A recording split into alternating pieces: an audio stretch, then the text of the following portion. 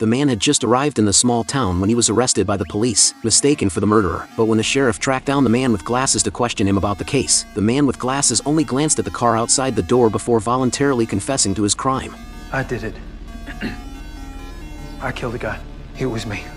Yet the sheriff didn't believe a word he said. He deliberately muddled the key clues, but the man with glasses grew impatient and admitted everything. The sheriff knew there was something fishy going on, yet he had no choice but to take him back to the police station. The man, the protagonist, was released as a result, but the sheriff wasn't willing to let him off just like that. To prove his innocence, the man simply came out with the doubts he had. The man with glasses was obviously lying, and it turned out that at the time of the crime, the man with glasses had been having a gathering with his family. Only then did the sheriff realize that even if the man with glasses wasn't the murderer, he must be an accomplice who knew the truth. So he decisively locked both of them up in jail, and the protagonist could also get some information from this. Sure enough, in just one day, the man with glasses was targeted. The timid man spilled the beans right away. The reason he'd confessed to the crime was simply that someone had forced him to help run a financial scam. Meanwhile, the woman also quickly tracked down the protagonist's travel records. The man was finally proven innocent, and the man with glasses was also acquitted. But just as the protagonist was about to leave the town, two men suddenly approached him. We don't forgive as easily, Margaret.